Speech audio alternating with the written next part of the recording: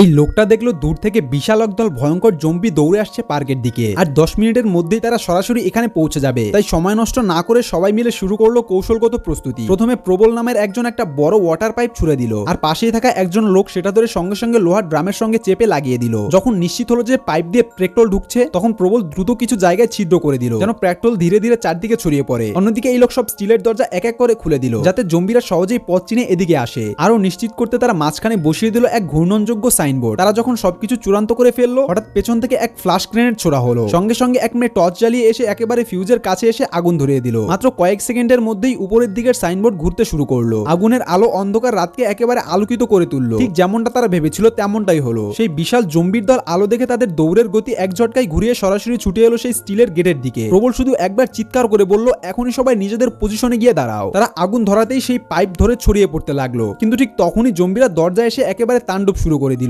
সবাই তখনও নিরাপদ জায়গায় পৌঁছায়নি। জম্বিরা ততক্ষণে গেট ভেঙে ভেতরে ঢুকে পড়েছে, কিন্তু তারা জানতো না এটা এক ফাঁদ। চারপাশ থেকে আগুনে ঘেরা সেই এলাকা জম্বিদের এক জায়গায় বন্দী করে ফেললো, আর আগুনে তারা একে একে গলে যেতে লাগলো।